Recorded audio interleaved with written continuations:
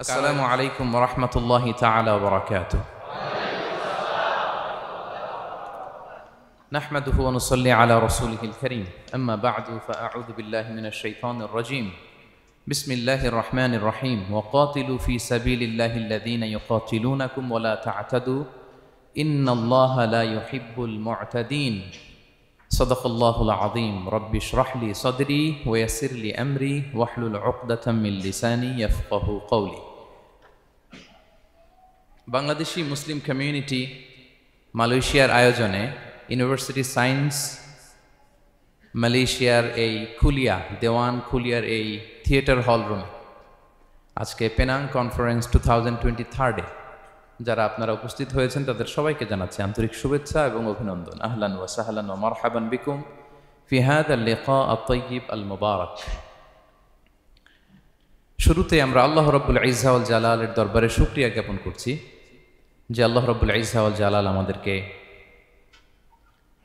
একটি চমৎকার জায়গায় চমৎকার একটি পরিবেশে কিছু দিনই কথা শুনবার জন্য একত্রিত হওয়ার সুযোগ দিয়েছেন। আমরা সবাই পড়ছি কালিমাতুশ শুকুর আলহামদুলিল্লাহ। আল্লাহ রাব্বুল ইজ্জা ওয়াল জালালের দরবারে শুকরিয়া জ্ঞাপনের পাশাপাশি আমি আজকের এই প্রোগ্রামের অর্গানাইজিং কমিটি যারা আছেন তাদেরকে আমি অন্তরের অন্তঃস্থল থেকে শুকরিয়া জানাতে চাই। বিশেষ করে আজকের এই হল রুম পাইয়ে দেওয়ার ক্ষেত্রে আমাদের এখানে ডক্টর আজিম, রাইট, মাশাআল্লাহ, ডক্টর আজিম এখানে উপস্থিত আছেন। পেনাংয়ের বিভিন্ন পর্যায়ের বাংলাদেশি প্রবাসী ব্যবসায়ী ভাইরা আছেন, তারপর এখানে ভলান্টিয়ার্স ভাইরা আছেন এবং সিকিউরিটির দায়িত্বে একটা পোশাকি বাহিনী এখানে আছেন। আমি প্রত্যেককে অন্তরের অন্তঃস্থল থেকে শুকরিয়া জানাই।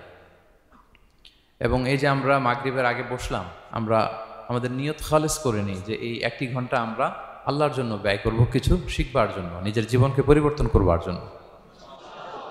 তাহলেই আমাদের এত আয়োজন, এই যে সকালে আমরা ফজরের আজানের 1 ঘন্টা আগে উঠে আমরা রওনা হয়েছি, কুয়ালালামপুর থেকে এসেছি, আপনারা অনেক দূর দূরান্ত থেকে এসেছেন। আমাদের এই আশা বসা এটা কাজে লাগবে। আমরা কামনা করি আল্লাহ তাআলা আমাদের এই আশাকে, এই বসাকে, এই একত্রিত হওয়াকে, এই কোরআনের এই মিলন মেলাকে আমাদের নাজাতের ওয়াসিলা বানাক। আমরা ইউনিভার্সিটি সায়েন্স মালয়েশিয়ার এই হলরুমে যেমনি সবাই একত্রিত হয়েছি, আল্লাহ তাআলা সেই জান্নাতুল ফেরদাউসেও যেন তার মেহমান হয়ে আমরা একত্রিত হতে পারি।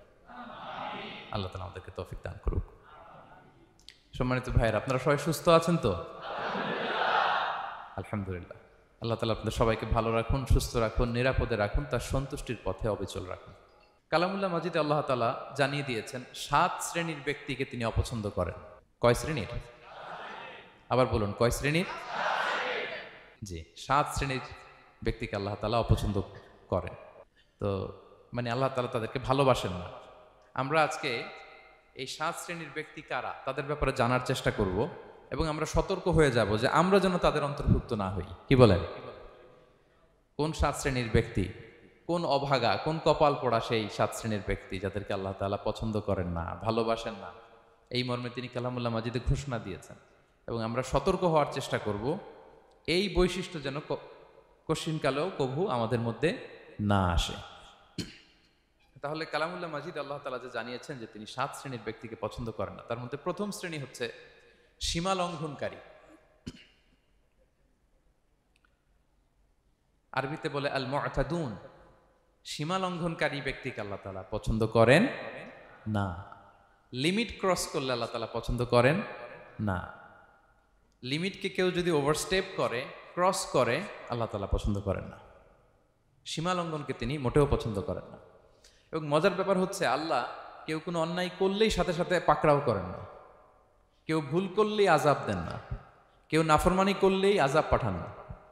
আল্লাহ অনেক সময় দেন, অনেক সময় দেন, শুধরে যাবার অনেক টাইম সে পায়। তারপরও যখন সে লিমিট ক্রস করে তখন আল্লাহ ধরেন। আল্লাহ সব সময় ধরে না, ধরলে ছাড়ে না, ধরে ধরে ধরে না, ধরলে আল্লাহ ছাড়ে না। আল্লাহ সব সময় ধরবে না। এবং যে সমস্ত জাতিগোষ্ঠীকে এই পৃথিবীতে আল্লাহ তাআলা আযাব দিয়ে ধ্বংস করেছেন, তাদের স্টোরি যদি আমরা খেয়াল করি, আমরা দেখব যে তাদেরকে আল্লাহ অনেক সুযোগ দিয়েছেন ভালো হওয়ার, শুধরে যাওয়ার। কিন্তু তারা আল্লাহর আদেশ অমান্য করতে করতে করতে করতে যখন লিমিট ক্রস করে ফেলছে, একটা সবকিছুর একটা লিমিট থাকে, কি বলেন? We all should know all limits. আপনাকে জানতে হবে যে আপনি কতটুকু পর্যন্ত করতে পারবেন, কতটুকু আপনার সীমানা। You should know your limit. এই লিমিটটা আপনার জানতে হবে। তারা যখন লিমিট ক্রস করেছে আল্লাহ আযাব দিয়েছে। আপনারা সামুদ জাতির নাম শুনেছেন? তাদের কাছে আল্লাহ তাআলা একজন নবী পাঠিয়েছিলেন, নাম হচ্ছে সালেহ আলাইহিস সালাম। আল্লাহ নবী সালেহ আলাইহিস সালাম, তিনি তাদেরকে দাওয়াত দিলেন যে হে আমার জাতিগোষ্ঠীর লোকেরা, এক আল্লাহর ইবাদত করো। তারা অবাধ্য হলো। তিনি সত্যের পথে আহ্বান করলেন, তারা এই কথা শুনল না। একটার পর একটা আল্লাহর পায়গাম আসে, তারা অবাধ্য হয়, তারা অবাধ্য হয়, তারা আল্লাহ তাআলার আদেশকে মানে না। সবশেষে সামুদ গোত্র, তারা আবার খুব শক্তিশালী ছিল। তারা পাহাড় কেটে আর্কিটেকচার করে ডিজাইন করে কিভাবে আবাসন তৈরি করতে হয় পাহাড়ি এলাকায়, মাউন্টেইন এলাকায় কিভাবে আবাসন তৈরি করতে হয়, এটার ব্যাপারে এক্সপার্ট ছিল। কিন্তু তারা সালেহ আলাইহিস সালামকে বলল, সালেহ তুমি পাগল, তুমি জাদুকর, তুমি যে আল্লাহর কথা বলছো আমরা মানবো এক শর্তে, যদি এই পাহাড়ের ভেতর থেকে 10 মাস গর্ভধারিণী একটা উট যদি বের করে আনতে পারো, এমন একটা শি ক্যামেল উট যদি বের করে আনতে পারো, যেই উটের পেটের ভেতরে একটা বাচ্চা থাকবে এবং উটটা পাহাড় থেকে বের হয়েই বাচ্চা ভূমিষ্ঠ করবে, এরপরে উটের দুধ যেন আমরা খেতে পারি, তুমি যদি এটা দেখাইতে পারো তাইলে বুঝবো তুমি সত্য নবী। দোয়া করলেন, আল্লাহ আমার এই জাতি সামুদ, তারা তো চেয়েছে যে পাথর ভেতর থেকে যদি একটা উট বেরোয়, ওর যদি বাচ্চা দেয় আর দুধ দেয়, তাহলে তারা তোমাকে মেনে নেবে। আল্লাহ তুমি মেহেরবানি করে এই মিরাকেল, এই মুআজিজা তুমি তাদের দেখিয়ে দাও। আল্লাহ তাআলা দোয়া কবুল করলেন। হাজার হাজার মানুষের সামনে চাক্ষুষ দিবালোকের মুহূর্তে পাথর ভেঙে একটা উট বেরিয়ে এলো বিশাল আকৃতির, এবং 10 মাস গর্ভধারিণী উট, সাথে সাথে এই উট বেরিয়ে বাচ্চা প্রসব করল, এবং সাথে সাথে এই ওলান থেকে উটের দুধ বেরোতে লাগলো।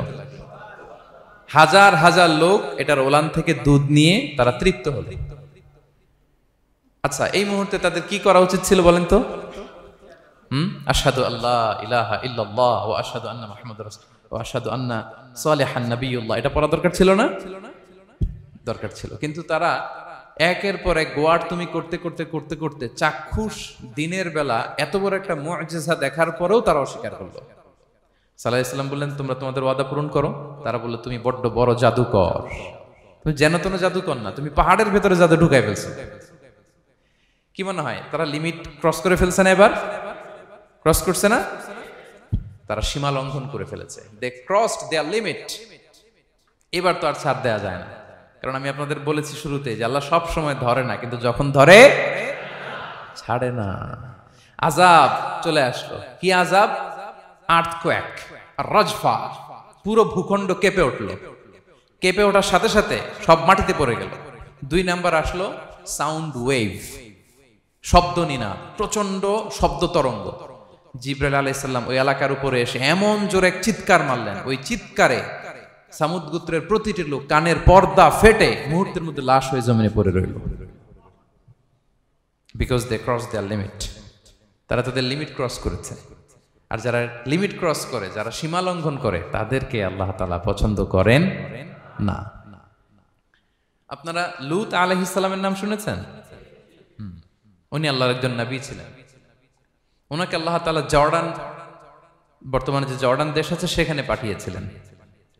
একটা কমিউনিটি ছিল সাদুম কমিউনিটি। ওই সাদুম কমিউনিটিতে তিনি এসেছিলেন। তিনিও দাওয়াত দিলেন, ইয়া কওমি ইবুদুল্লাহ মা লাকুম মিন ইলাহিন গায়রু, হে আমার কওমের লোকেরা, আল্লাহর ইবাদত করো, আল্লাহকে মেনে নাও। ওরা অস্বীকৃতি জানালো। সত্যের পথে আহ্বান করলেন, অস্বীকৃতি জানালো। ওরা, ওদের পাশ দিয়ে ক্যারাভেন যেত, কাফেলার লোকেরা ডাকাতি করত। ডাকাতির শাস্তির ব্যাপারে তিনি ভয় দেখালেন। তারা নিবৃত হলো না। এমনকি তারা সমলিঙ্গের প্রতি যৌন আকর্ষণ বোধ করতো। নাউযুবিল্লাহ। হোমোসেক্সুয়ালিটি, এখন একটা গ্রুপ আছে দেখবেন যে রংধনু নিয়ে মিষ্টি মিষ্টি কথা শোনায় বিশ্বব্যাপী। তাদের সাইন হচ্ছে রংধনু, রেইনবো। তারা ছেলেতে ছেলেতে বিয়ে, মেয়েতে মেয়েতে বিয়ে, এটাকে প্রমোট করে। নাউযুবিল্লাহ মিন যালিক। আমাদের এই মুসলিম সমাজে যেন এই আবর্জনা প্রবেশ করতে না পারে, আমাদেরকে সচেতন থাকতে হবে, ঠিক কিনা? এই সাদুম কমিউনিটির একটা বদ অভ্যাস ছিল, তারা ছেলেতে ছেলেতে বিয়ে করত, পুরুষে পুরুষে। আল্লাহ নবী লূত আলাইহিস সালাম তাদেরকে বুঝালেন যে পৃথিবীতে কেউ এই পাপ কাজ করেনি। প্রাণীদের মধ্য থেকেও একটা পুরুষ প্রাণীর প্রতি আকৃষ্ট হয় না। তোমরা আশরাফুল মাখলুকাত হয়ে কিভাবে এই কাজ করো, তোমরা থামো। তিনি নানা ভাবে হৃদয় নিংড়ানো ভাষা দিয়ে দাওয়াত দিলেন, কিন্তু তারা মানল না। তারা এই পাপ কাজ করতেই লাগলো। আল্লাহ তাআলা ফেরেশতা পাঠিয়েছিলেন ওনার কাছে পুরুষের আকৃতিতে। তারা এই আল্লাহর পাঠানো ফেরেশতাদের সাথে এই অপকর্ম করার প্ল্যান করেছিল। তারা মনে করেছিল সাধারণ মানুষ, আসলে এগুলো ছিল কি আল্লাহর ফেরেশতা। তো আল্লাহর ফেরেশতার সাথে যেহেতু এরকম পাপ কাজের চিন্তা করেছে, তার মানে দে ক্রস দেয়ার লিমিট। কি বলেন? সীমা লঙ্ঘন করে ফেলছে। আযাব, পানিশমেন্ট তাদের জন্য অবধারিত হয়েছে। আল্লাহ তাআলা শাস্তি দিলেন। কি শাস্তি দিলেন? সিম্পল। জিবরাইল আলাইহিস সালাম এসে পুরো শহরটাকে উঠাইয়া উল্টায় ফেলে দিলেন। আল জাযাউ মিন জিনসিল আমাল, যে যেরকম পাপ করে তার শাস্তি এরকম। ওরাও স্বাভাবিক মানুষের যে নেচার, এটার উল্টায় ফেলছে। কি বলেন? পুরুষ আকৃষ্ট হবে, সেক্সুয়াল অ্যাট্রাকশন ফিল করবে নারীর প্রতি, নারী পুরুষের প্রতি। এই যে নেচারকে উল্টাইছে না, আল্লাহকে তোদের শহরটারে উল্টাই দিলাম। জিবরাইল আলাইহিস সালাম এসে পুরো সাদুম শহরটাকে আকাশে উঠিয়ে একটা আছাড় মারলেন, আপসাইড ডাউন। উপরের অংশ চলে গেল নিচে, সব মাটির অতল গহ্বরে। ফাজআলনা আলিয়াহা সাফিলাহা ওয়া আমতারনা আলাইহিম মিন সিজারাতিন মিন সিজিলিম মানদুদ। আল্লাহ বললেন উপরের অংশ নিচে নিয়ে নিলাম, পুরো শহরটারে উল্টে দিলাম, আর পাথর বৃষ্টি বর্ষণ করলাম, সব শেষ। ওই জায়গাটা আজও আছে, ওইটা জর্ডান এবং ইসরায়েলের সীমান্তে। এটাকে এখন বলে মৃত সাগর, আল বাহরুল মাইয়িত আরবিতে, ইংরেজিতে বলে ডেড সি। কি সি? Dead sea. মৃত সাগর কেন? কারণ ওখানে কোনো প্রাণী জন্মায় না। ওই সাগরে কোনো মাছ নাই, কোনো ব্যাঙ নাই, এমনকি কোনো শ্যাওলাও নাই। গজবের জায়গা। লবণের density at least 10 times more than the natural sea. সাধারণ সাগরের পানিতেই তো কত লবণ, আমরা মুখে নিলে রাখতে পারি এত লবণ। ওইটার চেয়ে কমপক্ষে 10 গুণ বেশি লবণাক্ত। গজবের জায়গা, আযাবের জায়গা। এবং আযাব কেন এসেছে? They cross their limit. তারা সীমা লঙ্ঘন করেছে। আর ইন্নাল্লাহা লা ইউহিব্বুল মুতাদিন, আল্লাহ তাআলা সীমা লঙ্ঘনকারীকে পছন্দ করেন না। আরেকজন নবীর কথা বলে এই পয়েন্টটা শেষ করি। মুসা আলাইহিস সালাম, ফেরাউনের হেদায়েতের জন্য আল্লাহ তাআলা মুসা আলাইহিস সালামকে পাঠিয়েছিলেন। তিনি নানাভাবে তার ভাইকে নিয়ে দাওয়াত দিতে লাগলেন, কিন্তু ফেরাউন এই কথা মানে না। ফেরাউন বলে তুমি যে নবী, প্রমাণ কি?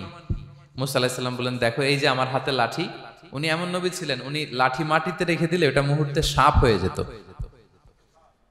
তো মাটিতে তিনি লাঠি রাখলেন, এটা মুহূর্তে সাপ হয়ে গেল, যে এই যে আমি নবী। মানে না, বললেন আরো কিছু দেখা। তো মুসা আলাইহিস সালাম বগলের এখান থেকে হাত উঁচু করলে নূরের ঝলকানি হাতের মধ্যে দেখা যেত। উনি নূরের ঝলকানি দেখালেন, এরপরও মানে না। এরকম একটার পর একটা আল্লাহ নবী মুসা আলাইহিস সালাম মুআজিজা দেখাতে লাগলেন, কিন্তু ফেরাউন মানে না। শুধু মানে না এতটুকুই না, সবশেষে আল্লাহ নবী মুসা আলাইহিস সালামকে অ্যাসাসিনেশন, হত্যার পরিকল্পনা করলো তারা, যে বনি ইসরাইল, মুসা এবং মুসার অনুসারী যারা আছে দুনিয়া থেকে সরাই দিতে হবে। ধরো মুসারে, ধরো মুসার অনুসারীদের ধরো। ধাওয়া পাল্টা ধাওয়া শুরু হলো। আল্লাহ নবী মুসা আলাইহিস সালাম বনি ইসরাইলকে নিয়ে বাঁচার জন্য ছুটলেন। ছুটতে ছুটতে সামনে লোহিত সাগর। দেখেন, একে তো আল্লাহর বিধান মানে নাই, এরপরে একটার পর একটা মুআজিজা আসলো, সেটাও মানে নাই। এখন নবীরে হত্যার জন্য ছুটছে। কি মনে হয় সীমা লঙ্ঘন হয়েছে? একটু হয়েছে না অনেক? আল্লাহু আকবার। আল্লাহ বলেন ফাআগরাকনাল আখারিন, আমি মুসা এবং বনি ইসরাইলকে বাঁচাই দিলাম, ফেরাউন সহ তার দলবলকে সাগরে ডুবায় মারলাম। শুধু ডুবাই মারে নাই, আল্লাহ বলে ফাল ইয়াউমা নুনাজ্জিকা বিবাদানিকা লিতাকুনা লিমান খালফাকা আয়া। ফেরাউনকে লোহিত সাগরে তো ডুবিয়েছেই। আল্লাহ বলেন ফেরাউন, তোর অনুসারী যারা পৃথিবীতে থাকবে, তোর চালা চামুন্ডা যারা থাকবে, তোর খালাতো ভাই চাচাতো ভাই যারা দুনিয়াতে বেঁচে থাকবে, তাদের জন্য তোর লাশটারে আমি শুটকি বানিয়ে রাখলাম। Up to the day of judgment, কিয়ামত পর্যন্ত ফেরাউনের লাশটা মিশরের জাতীয় জাদুঘরে ড্রাই বডি হিসেবে আছে। আমি নিজে দেখে এসেছি নিজ চোখে, মমিফাইং করে শুটকি বানায় রাখছে। এভাবে পৃথিবীতে যতগুলো জাতিগোষ্ঠীকে আল্লাহ তাআলা আযাব দিয়ে ধ্বংস করেছে, তার কারণ হচ্ছে সীমা লঙ্ঘন। তার কারণ কি? প্রিয় ভাইরা, আমরা যেন আমাদের লাইফস্টাইলের দিকে একটু খেয়াল করি, যে এই সীমা লঙ্ঘনের কাতারে আমরা চলে আসলাম কিনা। আমরা চলে আসলাম কিনা আমাদেরকে খেয়াল রাখতে হবে।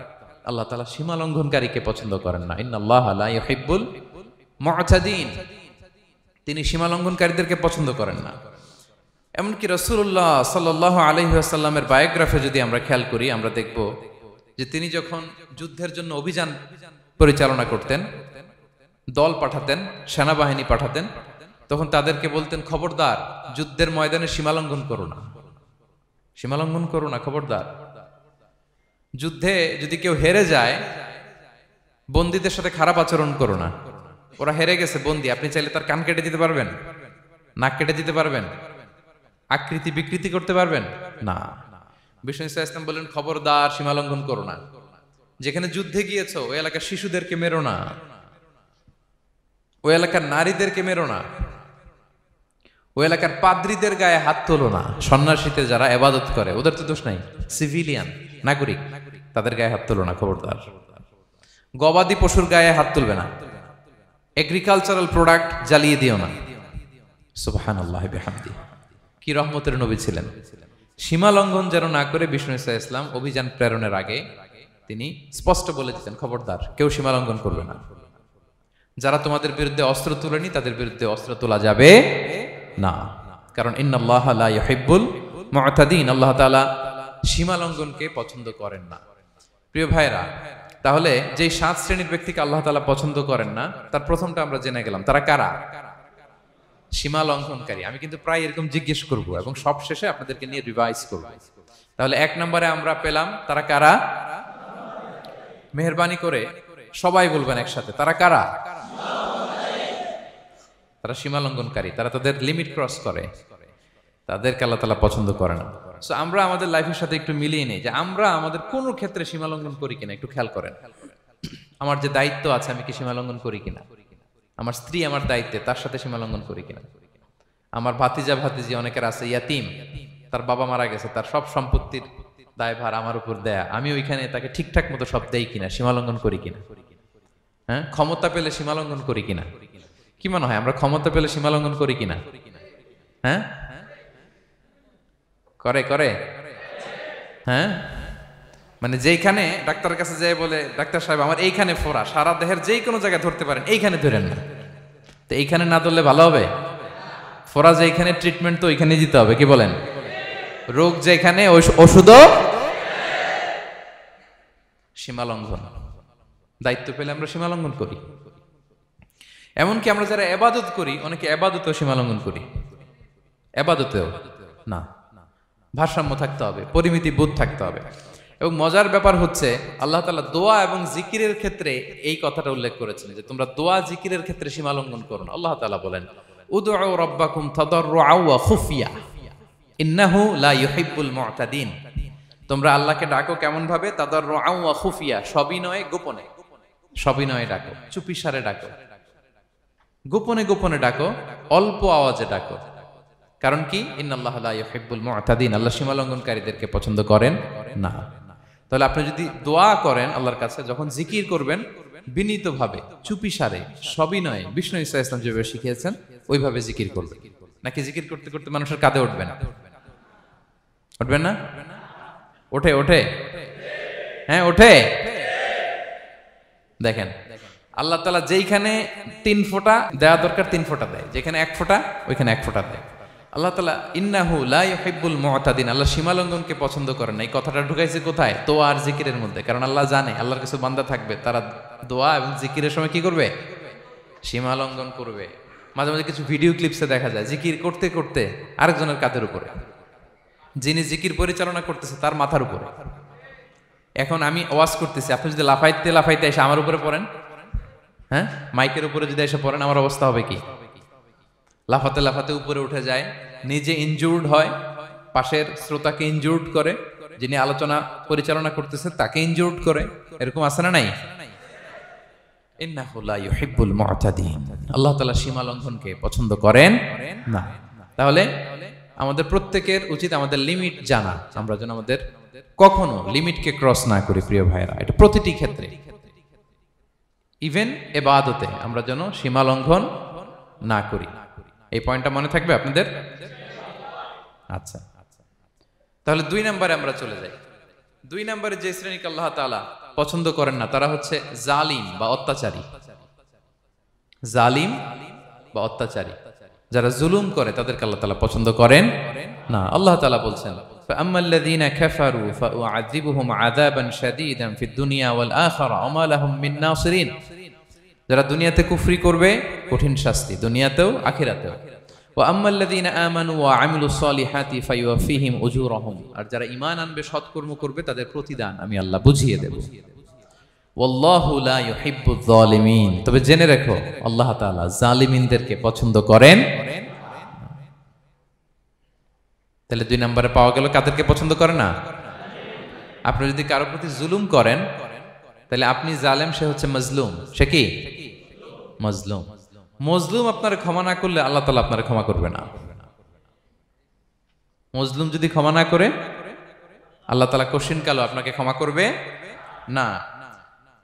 এজন্য জুলুম যেন আমরা কখনো না করি প্রিয় ভাইরা। জুলুম শুধু আল্লাহ তাআলা আমাদের উপরই হারাম করেনি, আল্লাহ নিজের উপর হারাম করছে। জুলুম শুধু আমাদের জন্যই হারাম না, আল্লাহর জন্য হারাম। আল্লাহ তাআলা বলেন হাদিসে কুদসিতে, ইয়া ইবাদি, হে আমার বান্দারা, ইন্নী হারামতু যুলমা আলা নাফসি, আমি জুলুমকে আমি আল্লাহ নিজের উপর হারাম করেছি। ওয়া জাআলতুহু বাইনাকুম মুহাররামা, এবং এই জুলুমকে তোমাদের উপর হারাম করেছি। ফালা তাযালামু, তোমরা একে অপরের উপর জুলুম করো না। জুলুম শুধু আমাদের উপরই হারাম না, আল্লাহ নিজের উপর হারাম করেছেন। তাহলে জুলুমের সাথে কি মুমিনের কোনো সম্পর্ক থাকতে পারে?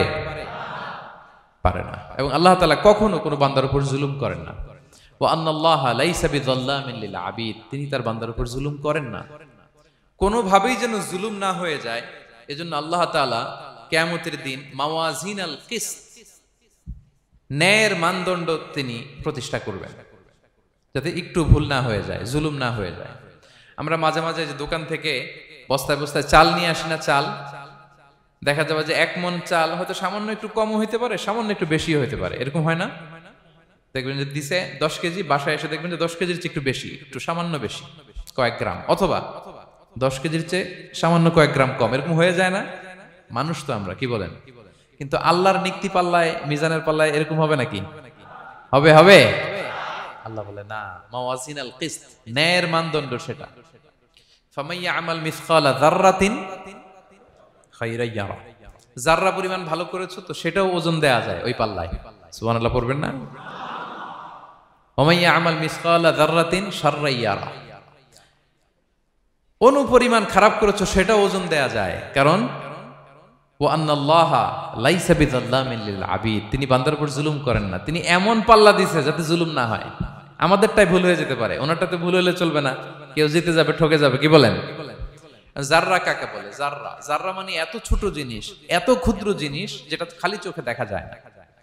বাংলাদেশের উদাহরণ দিলে বুঝতে পারবেন ভালো। বাংলাদেশে শীতের সিজনের কথা মনে আছে আপনাদের? না মালয়েশিয়া এসে সব খাই ফেলাইছেন?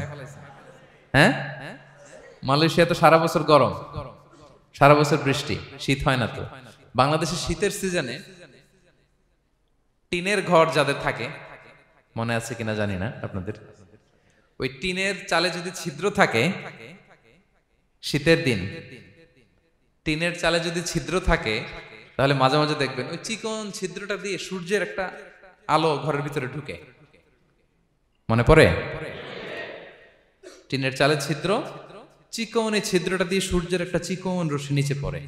তো ওইটার কাছে গেলে দেখা যায় ওই আলোটার মধ্যে পাতলা কি কি যেন ধুলাবালি উঠতেছে। এটা আবার অন্য জায়গায় দেখা যায়, এমনি দেখা যায় না, কিন্তু ওইটার কাছে গেলে দেখা যায় এই আলোটা যেই বরাবর আসছে, এইখানে কিছু ক্ষুদ্র ছোট ধূলিকণা, ডাস্ট ঘুরে বেড়ায়। আল্লাহ বলে এইটার নাম হচ্ছে যাররা। ফামাইয়া আমাল মিসকালা যাররাতিন খায়রান ইয়ারা, এই ডাস্ট উড়ে বেড়ানো ছোট্ট ধূলিকণা যেটা খালি চোখে দেখা যায় না, এতটুকু ভালো যদি করো সেটাও সেই মিজানের পাল্লায় ওজন দেয়া যায়। এতটুকু খারাপও যদি করো সেটাও সেই মিজানের পাল্লায় ওজন দেয়া যায়। আল্লাহু আকবার। তিনি তার বান্দার উপর জুলুম করেন না। জুলুম তিনি নিজের উপর হারাম করেছেন, আমাদের জন্য কি করেছেন? হারাম করেছেন। এবং বিষ্ণু ইসলাম আরো ভয়ঙ্কর কথা বলেছেন। তিনি বলেছেন মান যালামা কিদা শিবরিন মিনাল আরদি তুবিকাহু মিন সাবঈ আরাদিন, কেউ যদি জুলুম করে তার ভাইয়ের 1 বিঘত পরিমাণ জমিন খায়। 1 বিঘত চিনেন তো? এই যে আমার এই আঙ্গুল থেকে এই আঙ্গুলটা এটা টান টান করলে যতটুকু জায়গা এটার বলে এক বিঘত, শিবের, আরবিতে বলে শিবের। হ্যাঁ, মান যালামা কিদা শিবের, বিষ্ণু বলেন এই এক শিবের, এক বিঘত জমি যদি কেউ অন্যায়ভাবে জুলুম করে তার ভাইয়ের কাছ থেকে খায়, কিয়ামতের দিন তুবিকা আলাইহি সাবউ আরাদিন, এই 7 জমিনকে আল্লাহ তাআলা তার ঘাড়ে চাপাবে, খা এবার খা। অন্যের জমি খাওয়ার এত শখ ছিল, এবার 7 জমিন ঘাড়ে কর। কিয়ামতের ময়দানে আপনার দেহটার বিশাল আকৃতির করা হবে, এই 7 জমিনকে আপনার কাঁধে তুলে দেওয়া হবে। এজন্য আমরা অন্যের রাইটস, অধিকার যেন নষ্ট না করি, কারো উপর যেন জুলুম না করি, কোনোভাবেই না। আমরা নানাভাবে এই জুলুমটা করি। আমরা প্রায় দাদার সম্পত্তি থেকে ফুফুদেরকে বঞ্চিত করি, বাবার সম্পদ থেকে বোনদেরকে বঞ্চিত করি। হ্যাঁ, নিজের ভাই আরেক ভাইকে, আপন ভাই ভাইকে বঞ্চিত করে, জুলুম করে। এরকম দৃশ্যপট আমাদের সমাজে আছে না নাই বলেন তো?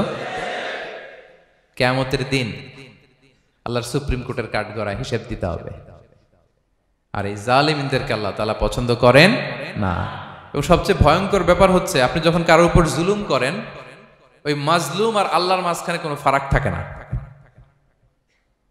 আল্লাহ ওই ফারাকের পর্দা উঠায় নাই।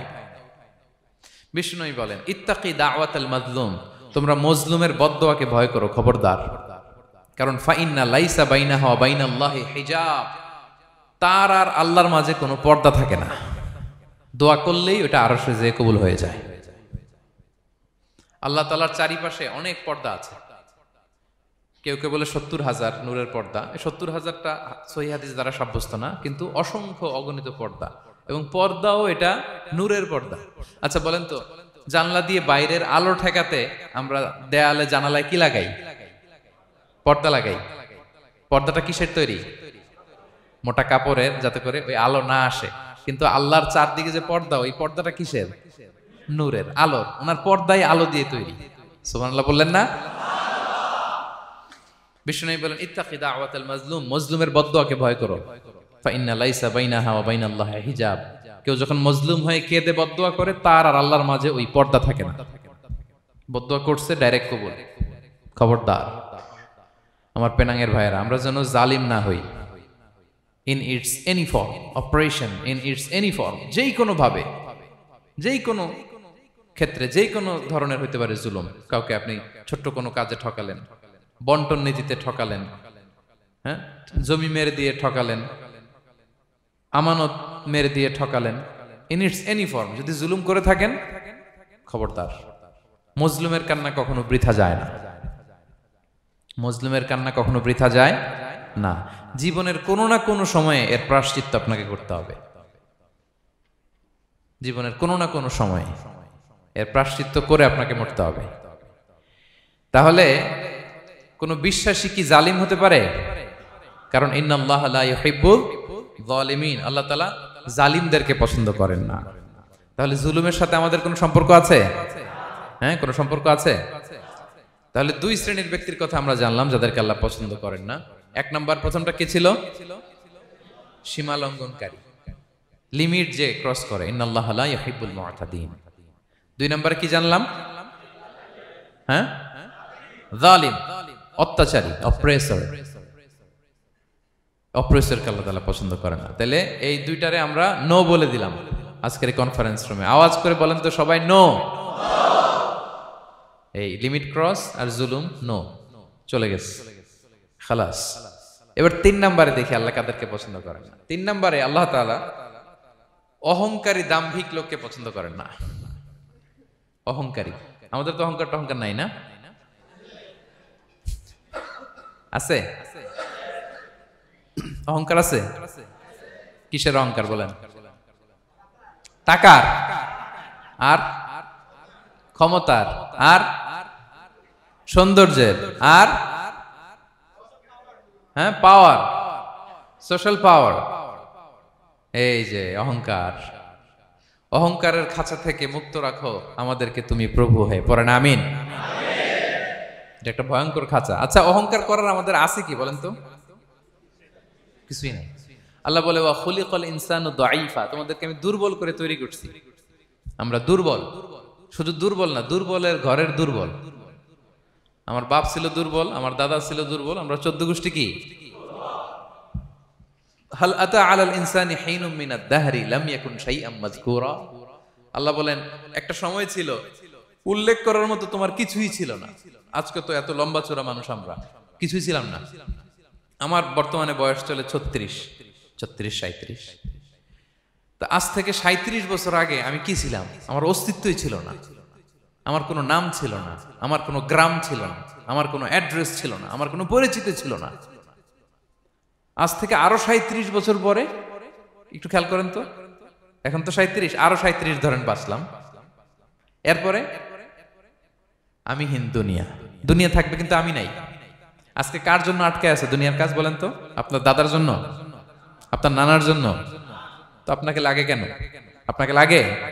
লাগে না তো আমাকে।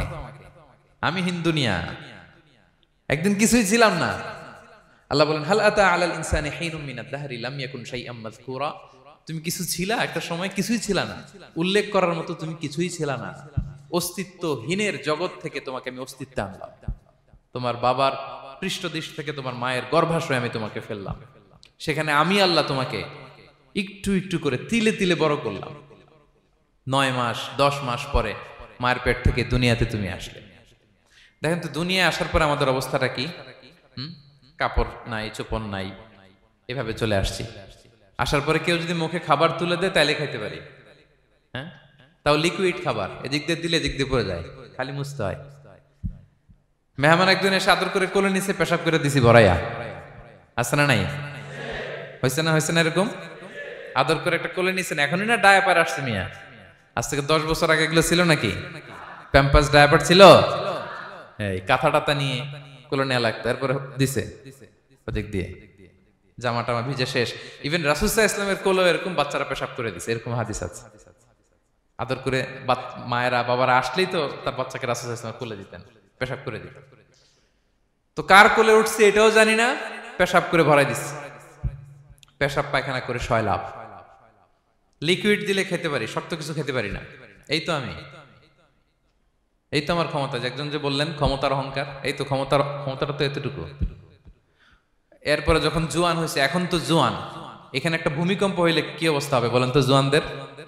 হ্যাঁ, কাঁপতে কাঁপতে সব শেষ। একটা ভূমিকম্প, একটা তুফান হলে ওটার বিরুদ্ধে দাঁড়াতে পারি না। একটা তুফান, রাস্তায় টায়ার পাংচার হলে লাফ দিয়ে উঠি। ক্ষমতা আমার, আমার নাকি ক্ষমতার অহংকার? কি দুর্বল আমরা! হ্যাঁ, কুকুর আমাদেরকে কামড় দিলে আমরা কুকুরের কামড়ও দিতে পারি না, ঠিক কিনা? মশা যে কামড়া, এটা ধরতে না পারলে কিছু করতে পারি? কামড় মাইরা দিছে দৌড়। বল্লা পোকা আইসা যদি কামড় দিয়ে দৌড় দিয়ে কিছু করতে পারেন? তো কিসের কিসের ক্ষমতা আপনার? এরপর আবার যদি 70-80 বছর হায়াত পাই, আবার আগের মতো যেখানে বসি ওইখানেই ডাইরেক্ট, আছে না নাই? বয়স যখন 80 হয়ে যায় আর থাকে শরীরের কন্ট্রোল, আবার যেখানে বসে ওইখানেই পেশাব পায়খানা। খাবার দিলে খাইতে পারি, পিঠটা বাঁকা হয়ে কুজু হয়ে গেছে, এর নাকি আবার অহংকার? সাজে অহংকার, সাজে অহংকার, সাজে একজনের। আওয়াজ করে বলতে হবে তিনি কে? 3 নম্বরে অহংকার, দাম্ভিককে আল্লাহ পছন্দ করেন না প্রিয় ভাইরা। আল্লাহ বলেন কারুনের ঘটনাকে আল্লাহ এখানে এনেছেন। আল্লাহ বলেন ইন্না কারুনা কানা মিন কওমি মূসা। কারুন ছিল মুসা আলাইহিস সালামের কওমের লোক, মুসা আলাইহিস সালামের কাজিন ছিল মূলত। কারুন নামে একজন সম্পদশালী ছিল। মিশরের রাজধানী কায়রো থেকে 100 কিলো দূরে ফাইয়ুম নামে একটা জেলা আছে, ওখানে তার বাড়ি ঘর। আমি দেখে এসেছি, কয়েকবার গিয়েছে। তো ফাবাগা আলাইহিম, সে মানুষের উপর চড়াও হলো। ওয়া আতাইনাহু মিনাল কুনুজি মা ইন্না মাফাতিহাহু লাতানু বিল উসবাতি উলিল কুওয়া। আল্লাহ বলেন এই কারণকে আমি এত সম্পদ দিয়েছি, এত বেশি ছিল তার সম্পদ, সম্পদগুলো যে সে আলমারির ভিতরে রাখতো, ওই আলমারির যে চাবি হইতো, এই চাবিগুলোরে ওজন করার জন্য, কাঁধে নেওয়ার জন্য 10 জন পেশি শক্তি পুরুষ লাগতো। আলমারি রাখার জন্য না, কি রাখার জন্য? আলমারি ভর্তি যে সোনা দানা গহনা, ওইটার যে চাবি, ওই চাবিগুলা বহন করতে একদল পেশি পুরুষ লাগতো, এত সম্পদ। তো তাকে এলাকার লোকেরা বলেছিল খলালাহু কওমুহু লা তাফরাহ, হে কারণ তুমি গর্ব করো না। কারণ তাকে বলছিল মুসা আলাইহিস সালাম যাকাত দাও, সে বলতেছে আমি যাকাত দিব কেন? এই সম্পদ তো আমার, ইন্নামা উতিতুহু আলা ইলমিন ইনদি, আমি আমার বুদ্ধি খাটায় এই সম্পদ কামাইছি, আমার সম্পদ আমি খাবো, আমি যাকাত দিব কেন? আল্লাহ বলেন ইন্নাল্লাহা লা ইউহিব্বুল ফারিহিন, কারণ তুমি অহংকার করলে আমি আল্লাহ অহংকারকে বরদাস্ত করি না, অহংকারীদেরকে আমি আল্লাহ পছন্দ করি না। আমি অহংকারকে পছন্দ করি না, অহংকারকে আল্লাহ তাআলা পছন্দ করেন না। কি হয়েছিল কারণের নসিবে? আল্লাহ বলেন ফাখাসাফনা বিহি ওয়া বিদারিহিল আরদ ফামা কানা লাহু মিন ফিআতি ইয়ানসুরুনাহু মিন দুনিল্লাহ ওয়া মা কানা মিনাল মুনতাসিরিন। আল্লাহ বলেন সে যখন অহংকার দেখালো, আমি কারুনকে আর কারুনের সব সম্পদ মাটির ভেতরে দাবিয়ে দিলাম, মুহূর্তেই দাবিয়ে দিলাম। সহিহ বুখারীতে এসেছে ইয়াতাজালজালু ফিল আরদ, প্রতিদিন 1 বিঘত করে কারুন জমিনের ভিতরে যেতেই থাকবে, যেতেই থাকবে, যেতেই থাকবে কিয়ামতের আগ পর্যন্ত। আল্লাহু আকবার। কারণ অহংকার করেছিল। আল্লাহ বলে আমি অহংকারীদের পছন্দ করি না। সূরা লোকমানে আল্লাহ বললেন ওয়ালা তুসাইর খাদ্দাকা লিন্নাস, মানুষ থেকে মুখ ফিরিও না। ওয়ালা তামশি ফিল আরদা মারাহা, জমিনে অহংকার ভরে হেঁটো না। ইন্নাল্লাহা লা ইউহিব্বু কুল্লা মুখতালিন ফখুর, আল্লাহ তাআলা অহংকারীদেরকে, দাম্ভিকদেরকে পছন্দ করেন না। এই যে আমি বলছি যে 7 শ্রেণীর লোককে আল্লাহ পছন্দ করেন না, এটা আমার মন গড়া বানানো কথা। প্রতিটি কথার পেছনে কোরআনের যুক্তি আছে। কোরআনে আল্লাহ তাআলা বলছেন আল্লাহ অহংকারীদেরকে পছন্দ করেন না। ইংরেজিতে কি বলে? ইগো আছে আমাদের, হ্যাঁ ইগো, এটারে ছেড়ে ফেলতে হবে, অহংকার করা যাবে না। আমার প্রিয় ভাইয়েরা একটু মনোযোগী হন, এই আয়াতের তাফসীরটা একটু সংক্ষেপে বুঝিয়ে দেই। আল্লাহ তাআলা বলছেন ইন্নাল্লাহা লা ইউহিব্বু কুল্লা মুখতালিন ফখুর, আল্লাহ কোন মুখতাল আর ফাখুরকে পছন্দ করেন না। মুখতাল আর ফাখুর মানে কি? মুখতাল মানে যে অহংকার করে মনে মনে। কিছু লোক আছে ভিতরে ভিতরে নিজেরে বড় মনে করে, বাইরে বলে না বা বলার সাহস পায় না, কিন্তু ভিতরে ভিতরে ভাবে আমি কোন হনুরে, কি বলে আমি কোন, আমি তো বড়, আরে আমার চেয়ে বড় বেশি জানে নাকি কেউ, আমার চেয়ে কিছু পারে নাকি, আমি তো, কিন্তু এটা মুখ দিয়ে বলে না, ভিতরে ভিতরে আছে না নাই? এদেরকে আরবিতে বলে মুখতাল। কি বলে? মুখতাল। আরেকজন ফখুর, সে শুধু ভিতরে না, এটা প্রকাশ্যে বলে বেড়ায়, এটা আরো ডেঞ্জারাস। ফখুর সে আরো খারাপ, সে প্রকাশ্যে তার অহংকার প্রদর্শন করে, বলে বেড়ায় যে আমি বড়, আমি বড়, আমি বড়। এই আমি বড় কথাটাই সবচেয়ে ভয়ঙ্কর।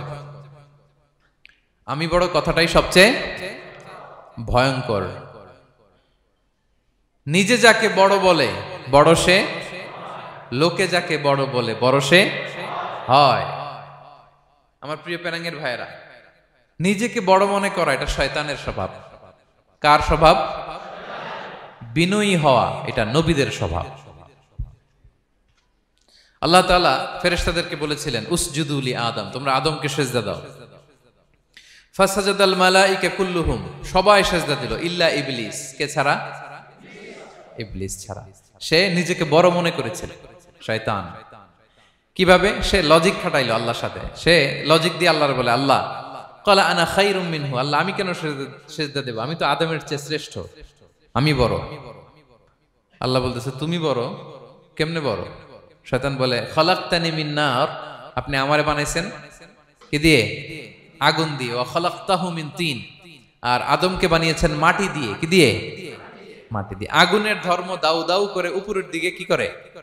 ওঠে, আর মাটি ঢিলা রেখে দিলে নিচে পড়ে যায়। তো সে যুক্তি দিয়ে বলতেছে আল্লাহ ঊর্ধ্বগামী কোন জিনিস তো নিম্নগামী কোন জিনিসের কাছে মাথা নোয়াতে পারে? যুক্তি, মনে রাখবেন যুক্তি সব জায়গায় খাটে। আপনার অফিসের যে বস, মালয়েশিয়ান ভাষায় বসরে কি বলেন আপনারা? ওকে, তোকে। এই আপনার তোকে সামনে যে আপনি লজিক খাটাইলে হবে?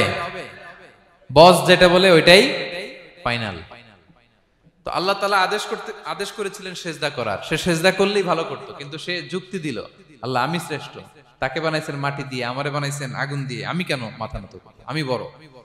আমি বড় বলার সাথে সাথে দৃশ্যপট পাল্টাই গেল। আল্লাহ বলে বের হ, ফখরুজ, বের হ, তুমি অভিশপ্ত, তুমি লানত প্রাপ্ত, তোমার স্থান হবে জাহান্নাম।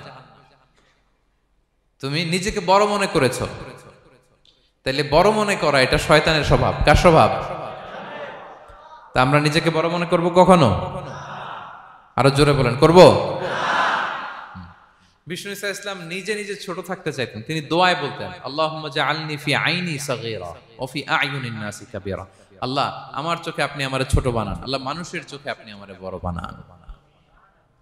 বিশ্বনবী নিজের চোখে নিজে ছোট থাকতেন, কিন্তু গোটা বিশ্বের মানুষের চোখে বড় হয়েছেন না? কত বড়? রাফা'না লাকা যিকরাক। আল্লাহ বলে, আমি যেখানে অতটুক পর্যন্ত উঠাইছি আপনারে। কোন নবীর নিচে উপরে? কথা বলেন, কোন নবীকে শেষ পর্যন্ত উঠাইছে? সুবহানাল্লাহ। নবী হে, আমি যদ্দূর আপনার উঠাইছি অদ্দূর, ওই পর্যন্ত নিয়ে গেছে সাক্ষাতের জন্য। সুবহানাল্লাহ। প্রত্যেক নামাজে বিশ্বনবীর উপর দুরূদ আছে না নাই? কিয়ামত পর্যন্ত বিশ্বনবীর প্রতি ভালোবাসা আমাদের পক্ষ থেকে আছে না নাই? আছে। আল্লাহ তাআলা ওনাকে বড় করেছেন। এজন্য নিজের চোখে আমরা নিজে ছোট থাকবো। আপনি যদি বড় হন, এটা মানুষ বলবে। কে বলবে? নাকি আপনিই বলবেন? বলা যাবে না। এবং বিষ্ণু ঈসা ইসলাম কিছু টেকনিক আমাদের শিখিয়েছেন, কিছু টেকনিক আমাদের জানিয়েছেন। এই কাজ করলে তোমরা অহংকার থেকে মুক্ত থাকতে পারবে। এর মধ্যে একটা হচ্ছে আগে আগে সালাম দেওয়া।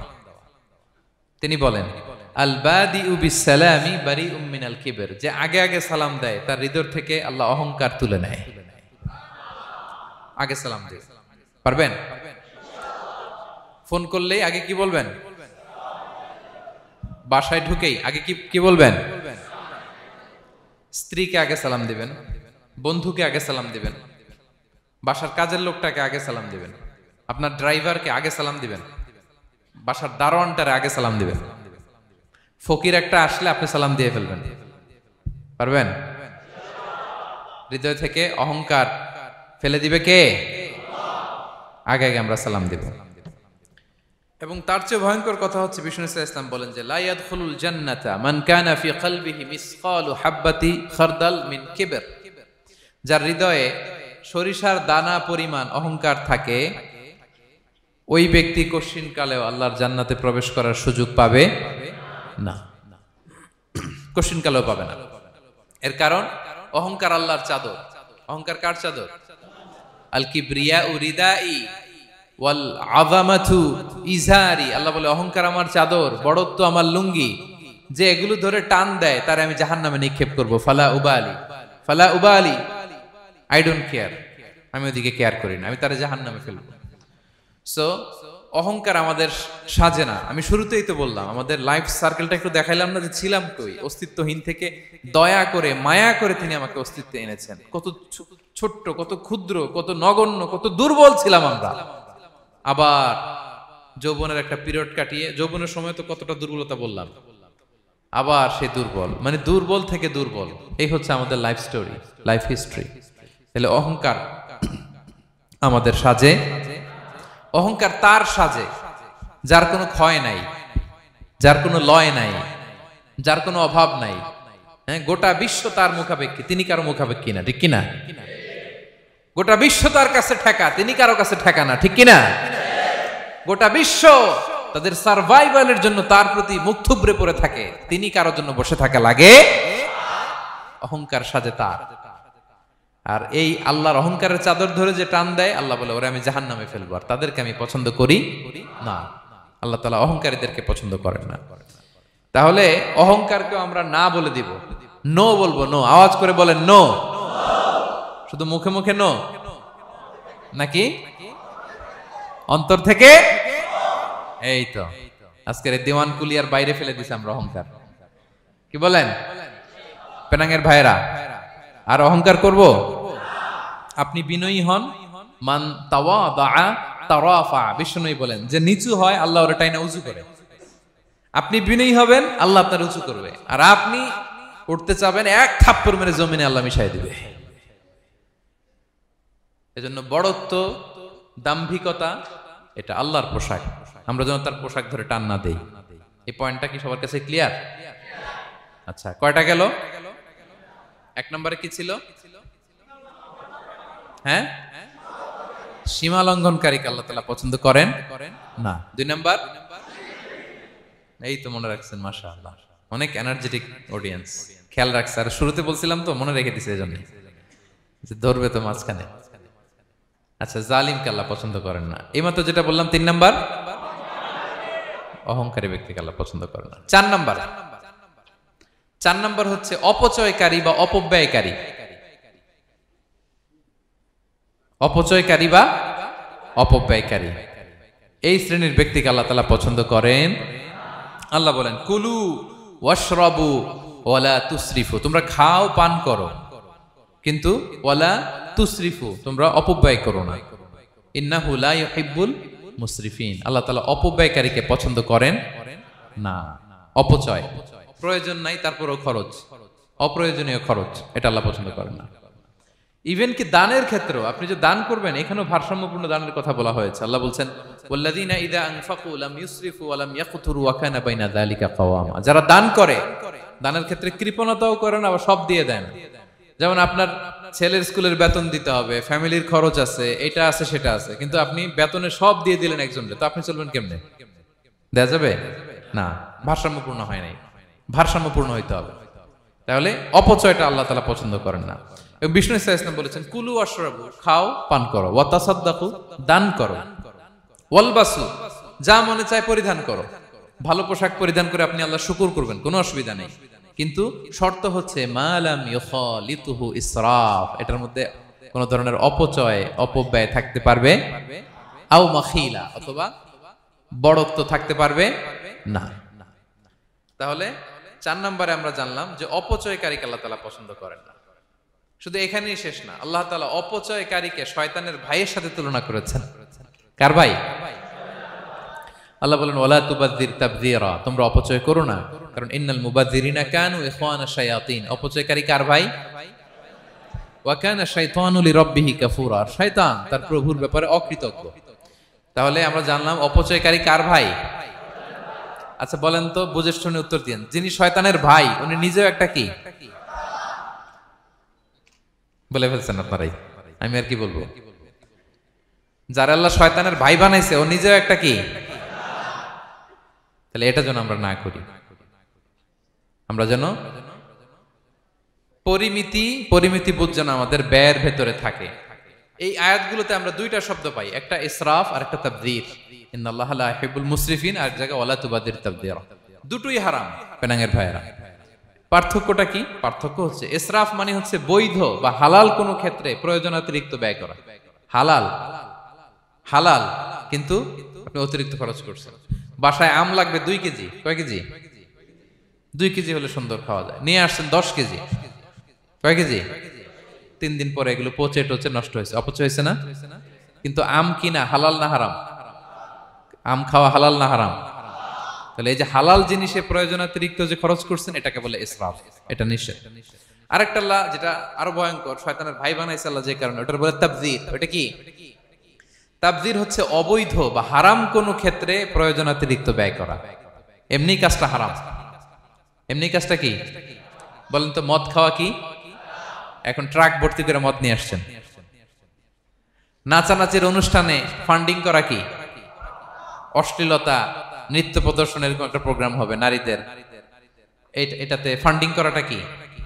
হারাম। এখানে আপনি হাত খুলে দান করছেন, এটার বলে তাবযীর। তাহলে ইসরাফও হারাম, তাবযীরও হারাম। 2টার মধ্যে বেশি হারাম হচ্ছে তাবযীর, যে তাবযীরের কারণে আল্লাহ তাআলা তাকে শয়তানের ভাই বলেছেন। তাহলে অপচয়ের সাথে আমাদের কোনো সম্পর্ক। আমরা একটু গলা ফাটিয়ে অপচয়কে নো বলে দিব, আওয়াজ করে বলেন নো। আজকে থেকে আর কোনো অপচয় নাই, আজকে থেকে অপচয় নাই।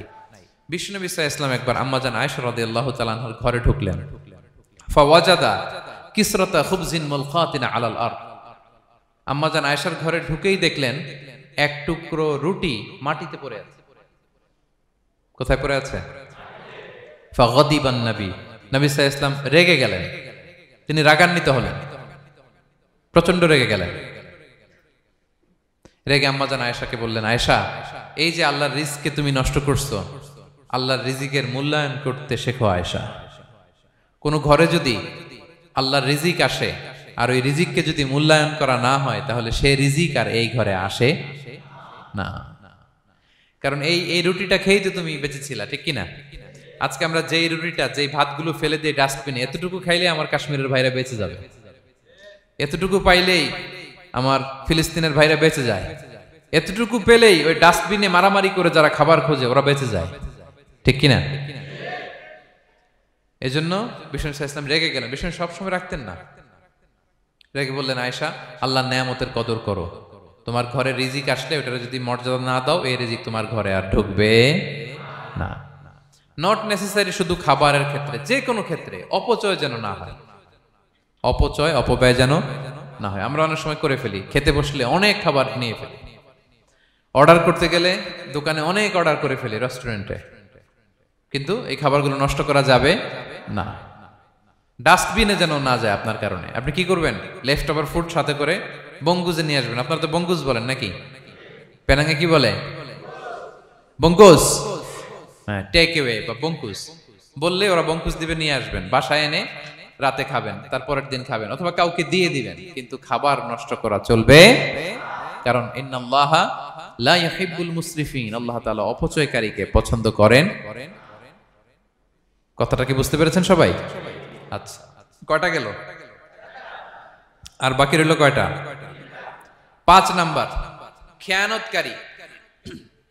আমানতের খেয়ানত যে করে, বা বিশ্বাসঘাতক, আমানতের খেয়ানত যে করে। অনেক লম্বা কথা, আমি যেহেতু সময় কম শেষ করে দিচ্ছি। ইন্নাল্লাহা লা ইউহিব্বুল খাইনিন, আল্লাহ তাআলা খেয়ানতকারীকে পছন্দ করেন, বিশ্বাসঘাতকতা যে করে। আল্লাহর কথা বাদ দেন, আমাদের সমাজে বলেন, কেউ যদি বিশ্বাসঘাতকতা করে আমরা পছন্দ করব? করব না, তাকে কেউ পছন্দ করে না। ইন্নাল্লাহা লা ইউহিব্বু মান কানা খাওয়ানান আসিমা, পাপী খেয়ানতকারীকে আল্লাহ পছন্দ করেন না। এবং মুনাফিকের আলামত রাসূল সাল্লাল্লাহু আলাইহি ওয়াসাল্লাম বলেছেন, কি দেখে মুনাফিক চিনবা? তিনি বলেছেন 3 জিনিস দেখে মুনাফিক চিনবা। 1, ইযা হাদ্দাসা কাযাবা, মুনাফিক কথা বললে মিথ্যা বলে। কথা বললে কি করে? ওয়া ইযা ওয়াআদা আখলাফা, ওয়াদা করলে খেলাফ করে। 3 নম্বরে ওয়া ইযা আতুমিনা খানা, মুনাফিকের কাছে আমানত রাখলে খেয়ানত করে। আমানতের খেয়ানত, এটা মুনাফিকের আলামত। শুধু মুনাফিকের আলামতই না, এটা কিয়ামতের একটা আলামত। আল্লাহ বলেন, ইন্নাল্লাহা ইয়া'মুরুকুম আন তুআদ্দুল আমানাতি ইলা আহলিহা, আল্লাহ তাআলা আদেশ করেছেন আমানতের যে হকদার তার হাতে তার আমানত পৌঁছে দাও। আদেশটা কার? সবাই বলুন, আদেশ কার? আল্লাহর। আমানতের খেয়ানত এটা মুনাফিকের আলামত এবং কিয়ামতের আলামত। এক বেদুইন এসে রাসূল সাল্লাল্লাহু আলাইহি ওয়াসাল্লামকে বলল, ইয়া রাসূলুল্লাহ, মাতা সাআ, কিয়ামত কবে হবে? কি কবে হবে? কিয়ামত কবে হবে? রাসূল সাল্লাল্লাহু আলাইহি ওয়াসাল্লাম বললেন, ইযা দুইয়াতিল আমানাতু ফান্তাযিরিস সাআ, যখন আমানতের খেয়ানত শুরু হবে সমাজে, তখনই কিয়ামত হবে।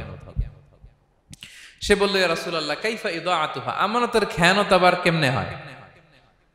সহজ সরল মানুষ, আমানতের খেয়ানত হয় কেমনে? বিষ্ণু বললেন, ইদা উসিদাল আমরু ইলা গায়রি আহলিহি ফান্তাযিরিস সাআ, যে লোক যেই কাজের যোগ্য নয় তাকে যখন সেই কাজে বসিয়ে দেয়া হবে তখনই কিয়ামত হয়ে যাবে।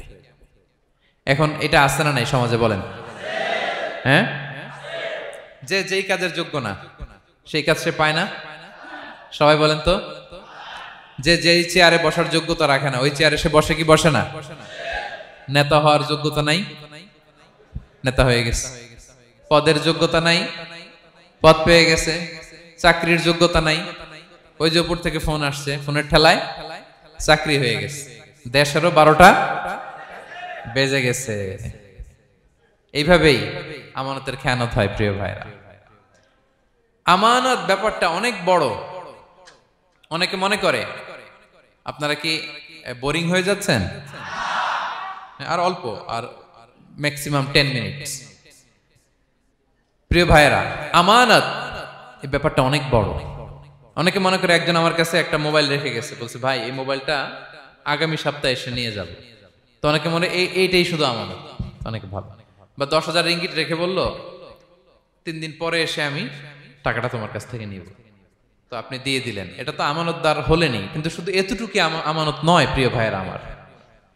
আল্লাহ তাআলা আমাদেরকে যা দান করেছেন তার সবই আমানত, সবকিছুই আমানত।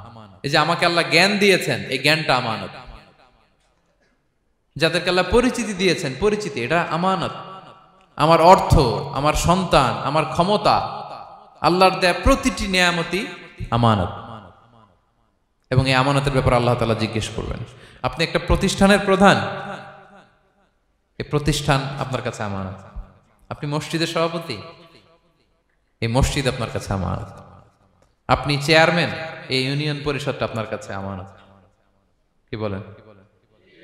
আপনি MP, member of the parliament, এই নির্বাচনী এলাকাটা আপনার কাছে আমানত। আপনি রাষ্ট্রপ্রধান, পুরো রাষ্ট্রের প্রতিটি ইঞ্চি আপনার কাছে কি? এই আমানতের খেয়ানত যখন হবে, বিষ্ণু বললেন তখনই কিয়ামতের অপেক্ষা করো, ফান্তাযিরিস সাআহ, কিয়ামত হয়ে যাবে।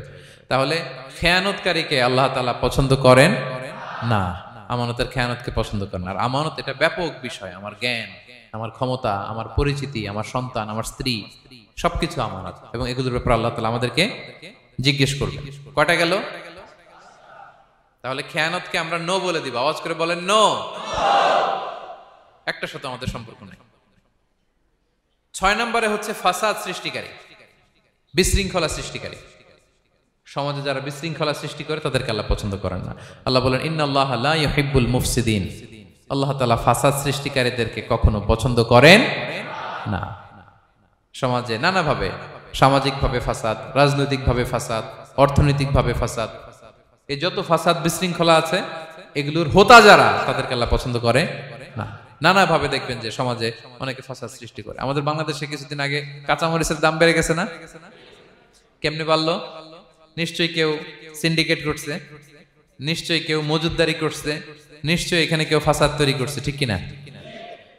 প্রতিটি সেক্টরে আপনি খুঁজে দেখবেন ফাসাদ, হ্যাঁ, মারামারি, বিশৃঙ্খলা, ফাসাদ। এই কিছুদিন আগে এক নির্বাচনের প্রার্থীকে ধরে পিটাইছে, সবাই দেখলাম আমরা, তাই না? এটা ফাসাদ হয়েছে না? বিশৃঙ্খলা হয়েছে না? এই আপনি যদি ধরে ধরে বলেন, পরিবারে, সমাজে, রাষ্ট্রে, অর্থনীতিতে, বাজারে, প্রতিটি জায়গায় ফাসাদ আছে না নাই?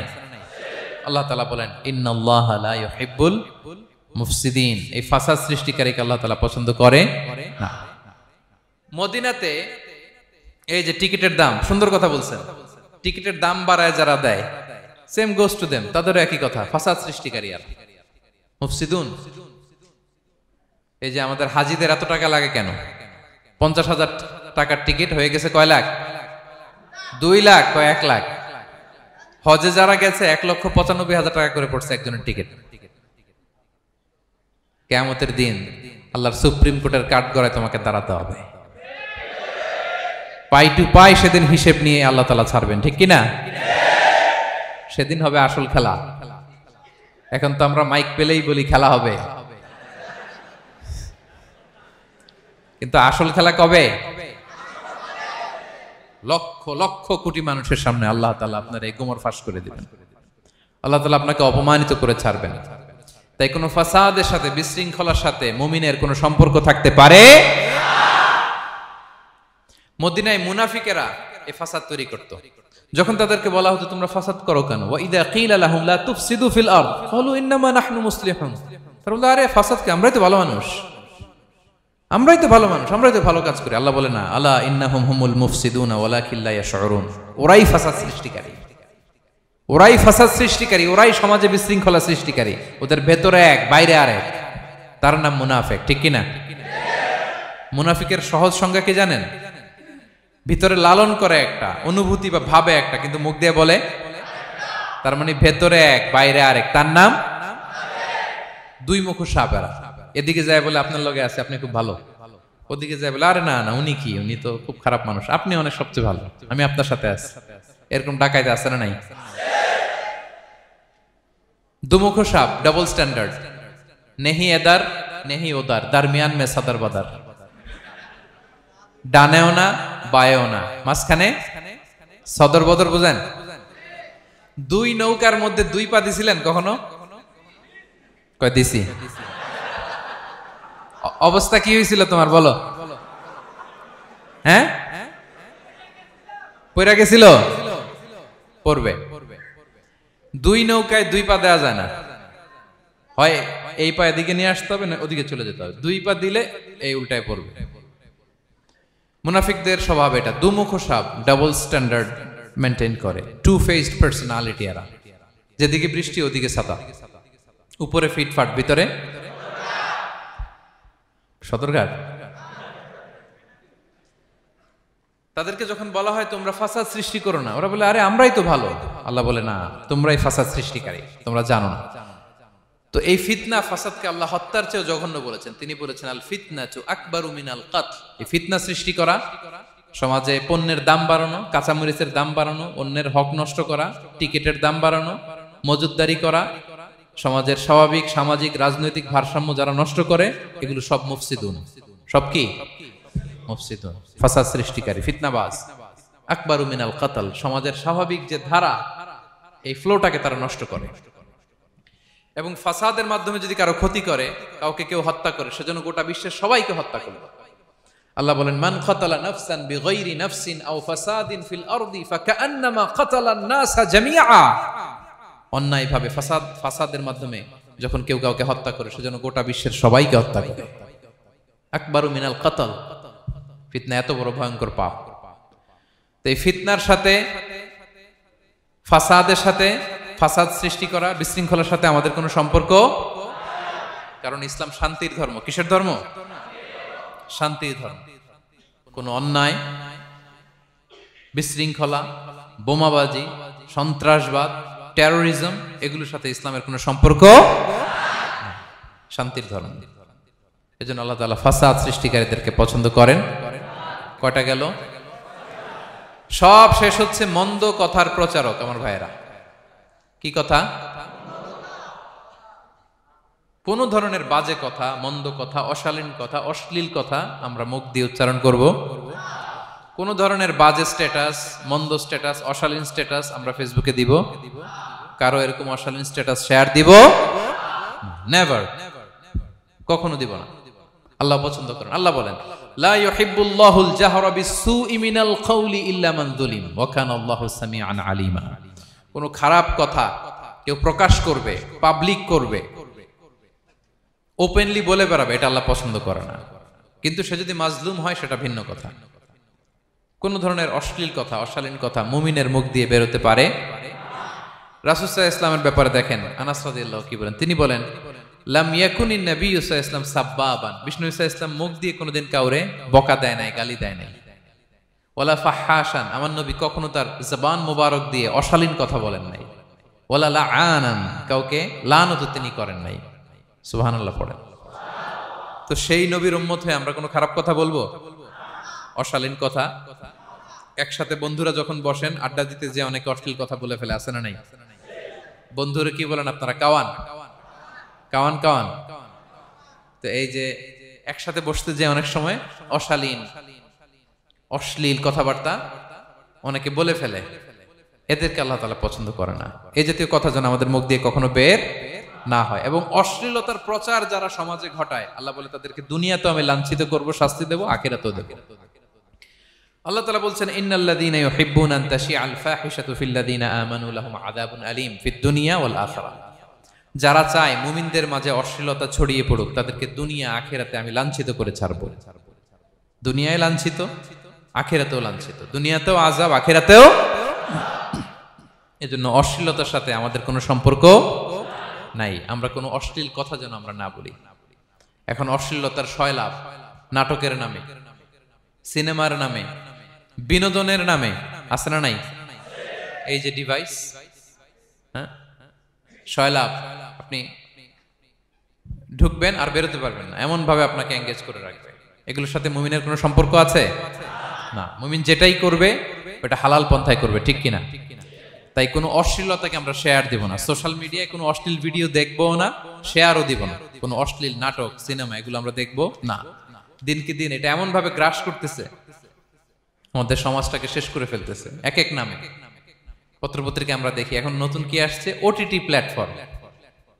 এরপরে কি আসছে, ওয়েব সিরিজ, আছে না নাই? গত কিছুদিন আগে আমি সোশ্যাল মিডিয়া দেখলাম বিভিন্ন জনে স্ট্যাটাস দিচ্ছে, তৈ তৈ তৈ তৈ তৈ, বয়াম পাখি কই।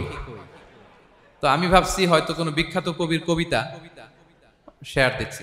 আমি পরে সার্চ দিয়ে দেখি সর্বনাশ, একটা ইন্টারভিউ দেখলাম একজন, এটা নাকি কোন একটা ওয়েব সিরিজ বা মুভি এই জাতীয় কিছু একটা।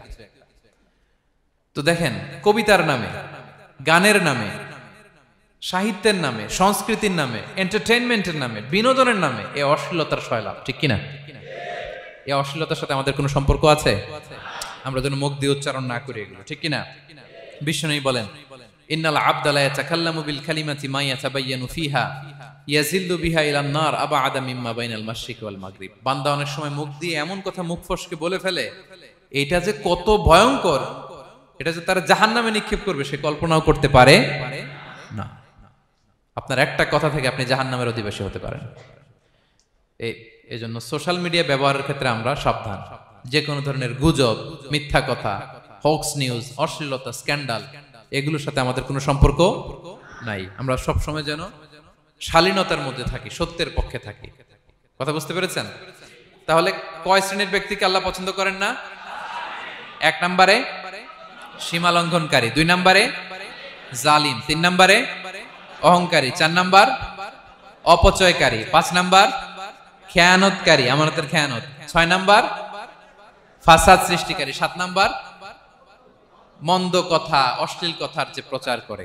এগুলো যারা করে এদের সাথে আমাদের কোনো সম্পর্ক, এই 7 শ্রেণীর লোককে আল্লাহ তাআলা অপছন্দ করেন। এগুলো কি আমাদের জীবনে থাকবে? এগুলো আমরা কি শুধু হল রুম থেকে বের করে দিব না পুরো জীবন থেকে? পারা যাবে? পারা যাবে? আওয়াজ করে পড়ুন ইনশাআল্লাহ। পেনাঙ্গের ভাইরা, আল্লাহ তাআলা আমাদের সবাইকে কথাগুলো বোঝার ও আমল করার তৌফিক দান করুক। এই আলোচনা যেন আমাদের নাজাতের ওসিলা হয়। আমরা এখানে যেমনি বসলাম, আবারও যেন কোনো তাফসিরুল কোরআনের ময়দানে বসতে পারে, আল্লাহ তৌফিক দান করুক। হাযা মা ইনদি ওয়াল ইলমু ইনদাল্লাহ আলাইহি তাওয়াক্কালতু ওয়া ইলাইহি উনীব। ওয়াসসালামু আলাইকুম ওয়া রাহমাতুল্লাহি তাআলা ওয়া বারাকাতুহু।